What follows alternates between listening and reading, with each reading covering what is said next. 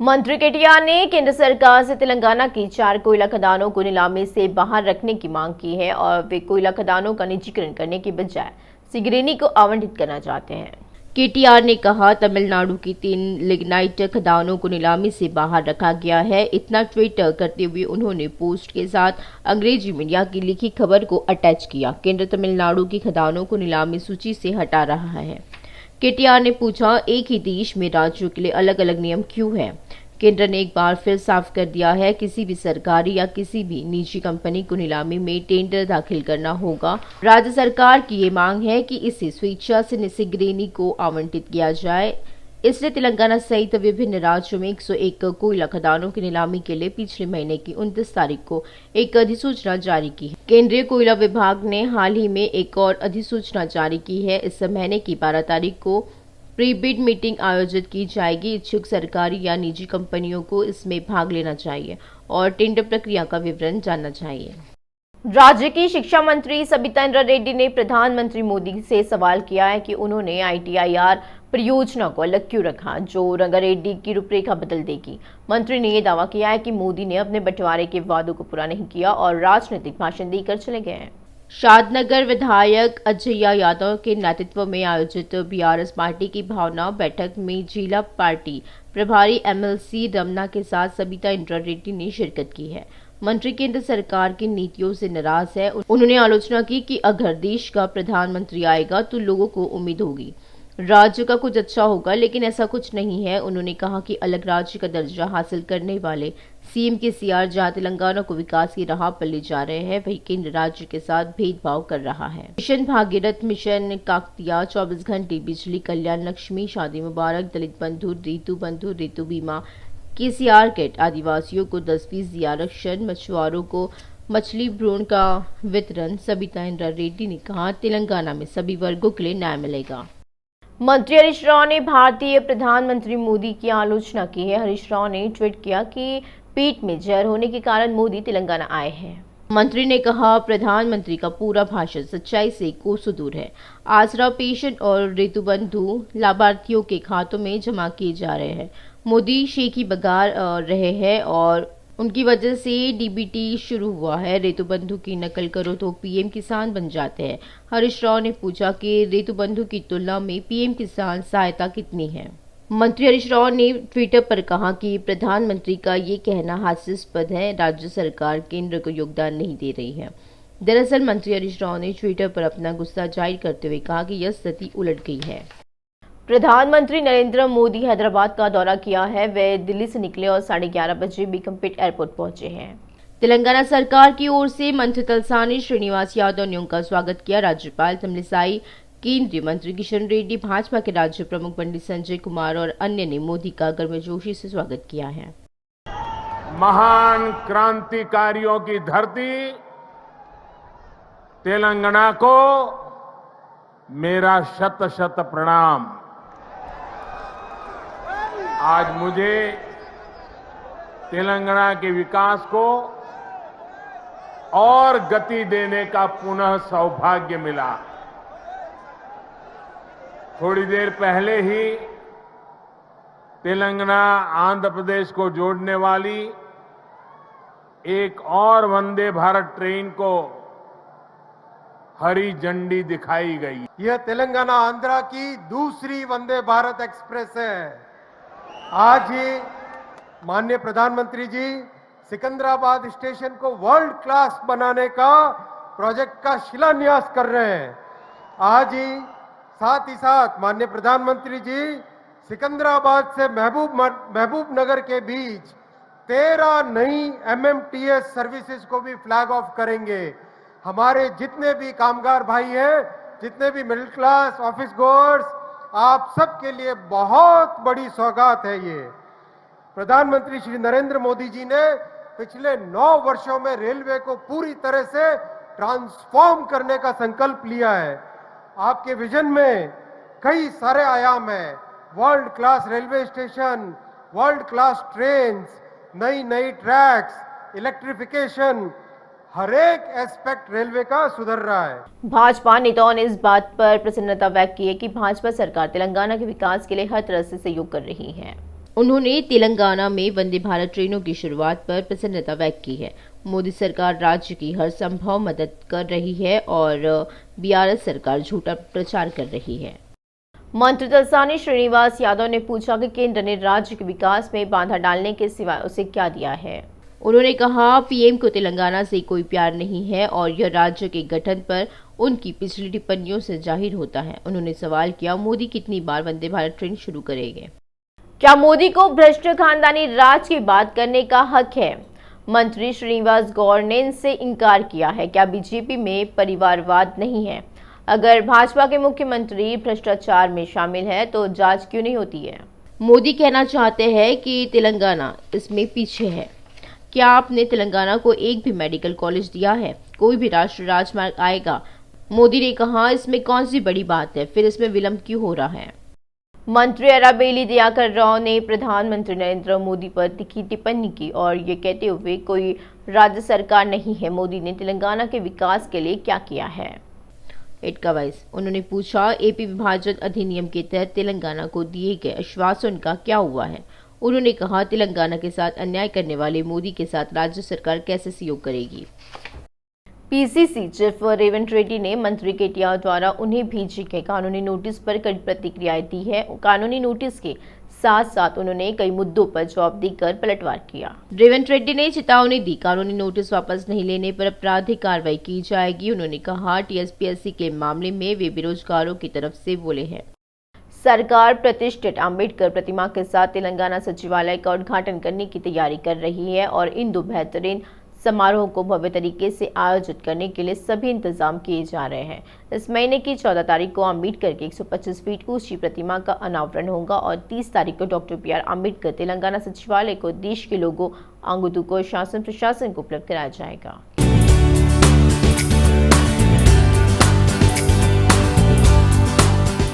देश में सबसे ऊंची अम्बेडकर प्रतिमा का निर्माण पूरा हो गया है।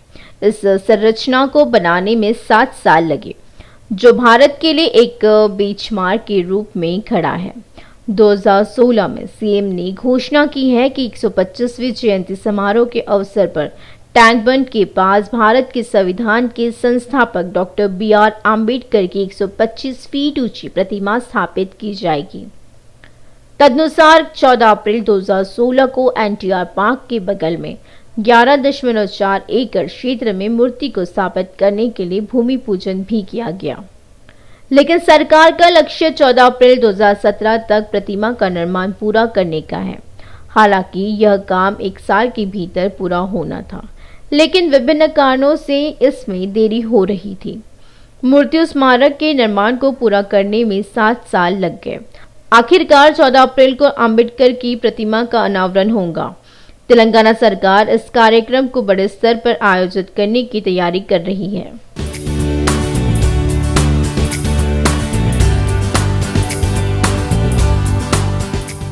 देश की सबसे बड़ी अम्बेडकर की प्रतिमा टैंक बंड इलाके में 125 फीट ऊंची है। यदि यह प्रतिमा स्थापित होती है तो यह न केवल तेलंगाना बल्कि देश के प्रतीक के रूप में खड़ी होगी। इस परियोजना का निर्माण बुद्ध पूर्णिमा परियोजना के तहत एनटीआर गार्डन से सटे क्षेत्र में किया गया, जो टैंक बंड पर किया जा रहा है। अम्बेडकर के बारे में व्यापक जानकारी प्रदान करने के लिए अम्बेडकर स्क्वायर में एक संग्रहालय और सम्मेलन कक्ष भी स्थापित किया गया। नया सचिवालय एनटीआर गार्डन, तेलंगाना शहीद स्मारक, जल विहार, लुम्बिनी पार्क, हुसैन सागर बोटिंग, बिंडला मंदिर स्मारक के पास स्थित है। इस प्रकार अम्बेडकर प्रतिमा को देखने आने वाले पर्यटक अन्य स्थानों की यात्रा भी कर सकते हैं।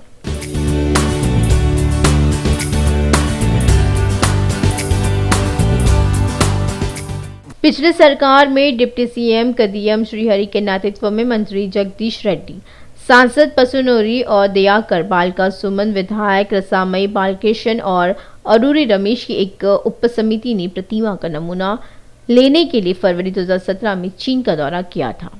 केस स्थगन के बाद सीएम के सीआर ने मंत्रियों वेमुला प्रशांत रेड्डी और कोप्पुला ईश्वर को यह कहते हुए जिम्मेदारी सौंप दी कि इसे 14 अप्रैल 2023 को खोला जाना चाहिए। इस क्षेत्र में अनुभव रखने वाले महाराष्ट्र के पद्म भूषण रामवंजी सुतार और उनकी बेटी अनिल सुतार को डिजाइन की जिम्मेदारी सौंपी गई है। उनके द्वारा डिजाइन की गई खड़ी प्रतिमा के डिजाइन को सरकार ने मंजूरी दे दी। हालांकि यह घोषणा की गई थी कि यह 1 साल में बन जाएगी, लेकिन अंबेडकर की प्रतिमा के लिए 7 साल तक इंतजार करना पड़ा। संसद के आकार में बन रहे बेसमेंट के लिए निर्माण कंपनी आगरा, नोएडा, जयपुर व अन्य जगहों से लाए गए लाल व भूरे रंग के पत्थरों का इस्तेमाल कर रही है। प्रतिमा की जूती, पैर, हाथ भारतीय संविधान पुस्तक, कंधे आगे की ओर इशारा करते हुए दाहिने हाथ, सिर आदि को नोएडा में अलग अलग हिस्सों में कांस्य से बनाया गया था और लोरियों द्वारा लाया गया था। मूर्ति को मजबूत बनाने के लिए अंदर एक स्टील की संरचना का उपयोग किया गया है। व्यक्तिगत भागों के समग्र संरेखन का पूरा होने के बाद पॉलीयूरेथेन रसायनों के साथ कोटिंग की गई है और टैंक बन के पानी के साथ साथ हवा में रसायनों के प्रदूषण और जलवायु परिवर्तन के कारण मूर्ति की चमक कम होने से बचाने के लिए एक विशेष ध्यान रखा गया।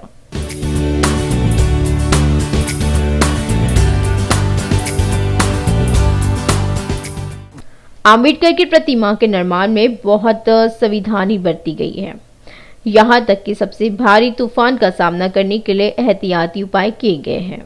अंबेडकर के जीवन इतिहास को दर्शाने के लिए संग्रहालय में अंबेडकर के चित्र, संविधान के श्रम को दर्शाने वाली तस्वीरें होगी। यह प्रतिमा 155 टन स्टील और 111 टन कांसे से बनी है। तेलंगाना सरकार ने करीब 140 करोड़ रुपए की लागत से इस प्रोजेक्ट की शुरुआत की थी। इस प्रतिमा की चौड़ाई जहां 45 फीट है, वहीं नीचे पार्लियामेंट के आकार में व्यवस्थित आसन 50 फीट तक ऊंचा है। इसका निर्माण केपीसी प्रोजेक्ट प्राइवेट लिमिटेड द्वारा किया गया।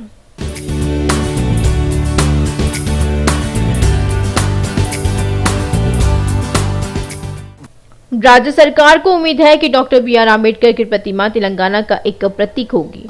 साथ ही यह क्षेत्र नया सचिवालय, तेलंगाना शहीद स्मारक, एनटीआर गार्डन, जाला बिहार, लुम्बिनी पार्क, हुसैन सागर बोटिंग, बिरला मंदिर आदि के साथ प्रमुख पर्यटन स्थल होगा। और इस प्रतिमा का उद्घाटन 14 अप्रैल को अम्बेडकर जयंती के दिन सीएम केसीआर के हाथों किया जाएगा। डॉक्टर अंबेडकर के पोते प्रकाश अंबेडकर को राज्य सरकार ने इस कार्यक्रम में मुख्य अतिथि के रूप में आमंत्रित किया है।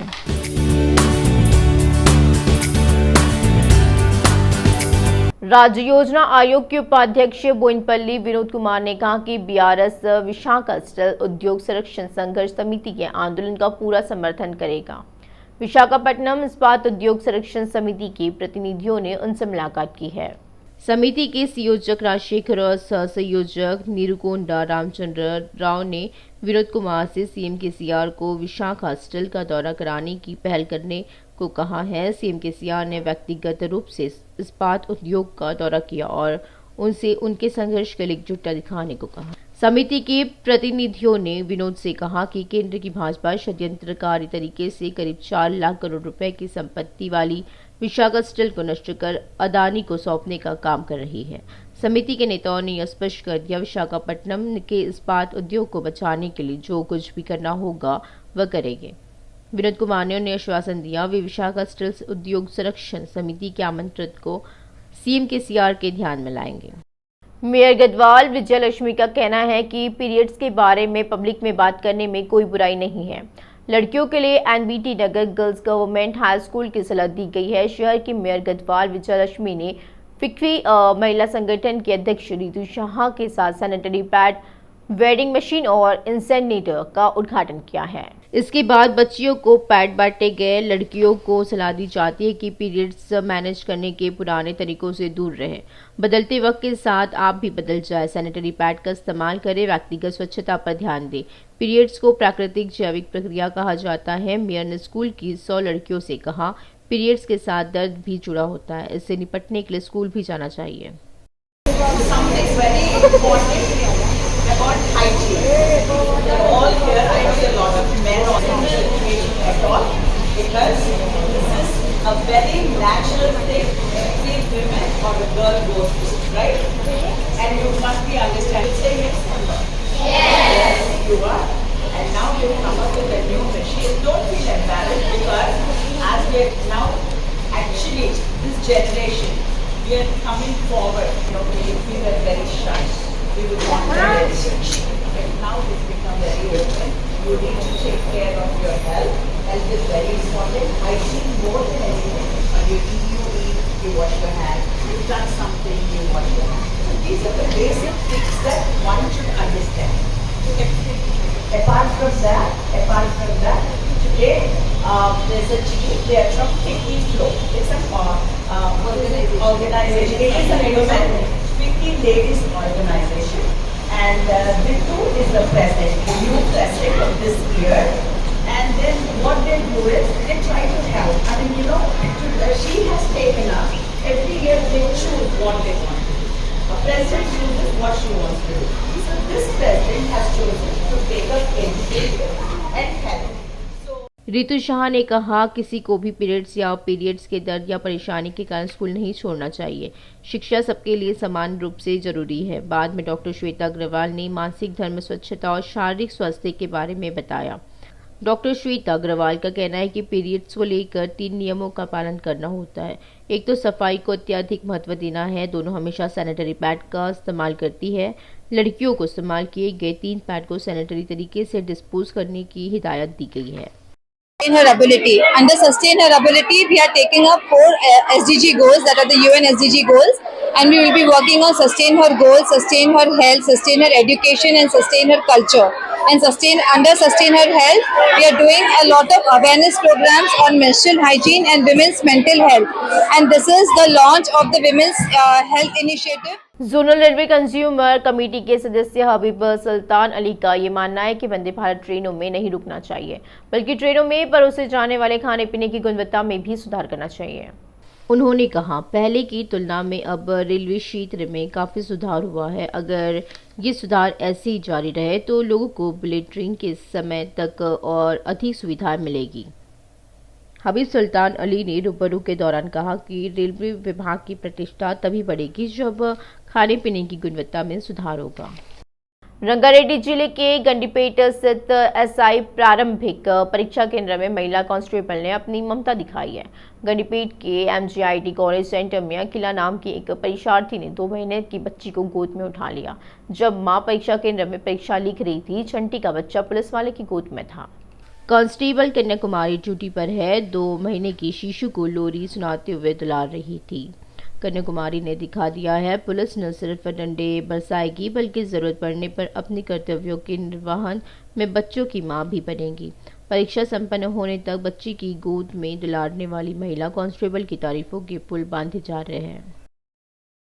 तेलंगाना SSC परीक्षा का प्रश्न पत्र लीक हुआ है और इस विषय में बोर्ड क्या कहता है। तेलंगाना SSC परीक्षा में तेलुगु प्रश्न पत्र के व्हाट्सएप पर वायरल होने के बाद विवाद खड़ा हो गया। पेपर लीक होने की अफवाह उड़ी और संबंधित अधिकारी हरकत में आए हैं।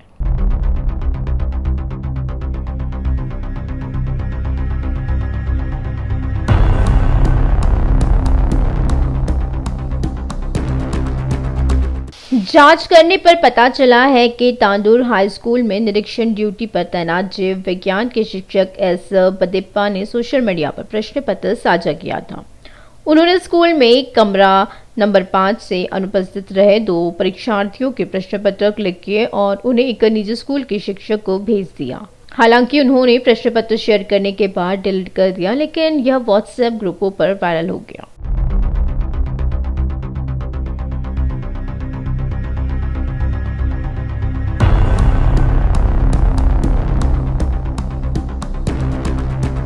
तेलंगाना SSC परीक्षा प्रश्न पत्र लीक विवाद के बाद 4 लोगों को निलंबित कर दिया गया था और इसकी जानकारी जब जिला प्रशासन को हुई तो उन्होंने लीक हुए प्रश्न पत्र का परीक्षा केंद्रों में दिए गए मूल प्रश्न पत्र से मिलान किया। दोनों के समान पाए जाने पर अधिकारियों ने निरीक्षक को निलंबित कर दिया और उसके खिलाफ मामला दर्ज किया गया। इसके अतिरिक्त 3 अन्य व्यक्तियों चंगोलो जिला परिषद हाई स्कूल के मुदाईपेट जिला परिषद हाई स्कूल के मुख्य अधीक्षक शिव कुमार और तांदूर सरकारी हाई स्कूल के विभाग अधिकारी के गोपाल को निलंबित कर दिया गया।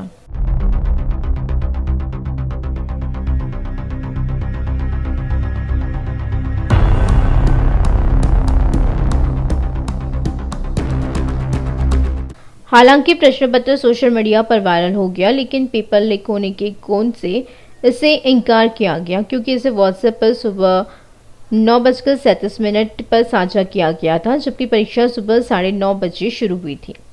स्कूल शिक्षा बोर्ड ने प्रेस विज्ञप्ति जारी कर स्पष्ट किया है कि परीक्षा शुरू होने के बाद किसी भी व्यक्ति को परीक्षा केंद्र में प्रवेश करने या बाहर जाने की अनुमति नहीं है।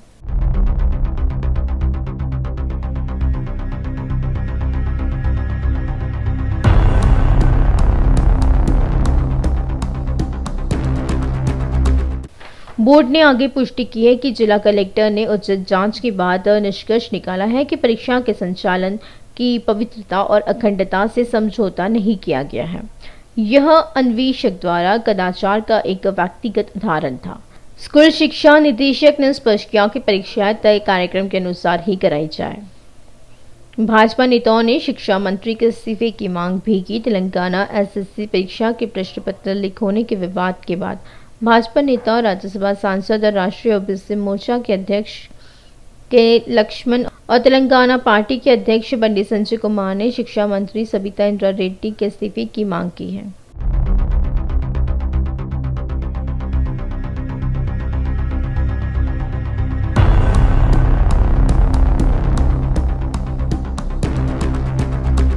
लक्ष्मण ने मुख्यमंत्री केसीआर से परीक्षा पेपर लीक की बढ़ती प्रवृत्ति से निपटने के लिए अपने सरकार के प्रस्तावित कदमों के बारे में सार्वजनिक रूप से बताने का आह्वान किया है। और इस बीच संजय कुमार ने एक प्रेस विज्ञप्ति में कहा कि यह दुर्भाग्यपूर्ण है कि केसीआर शासन के तहत तेलंगाना में परीक्षा पेपर लीक होना एक आम बात हो गई है।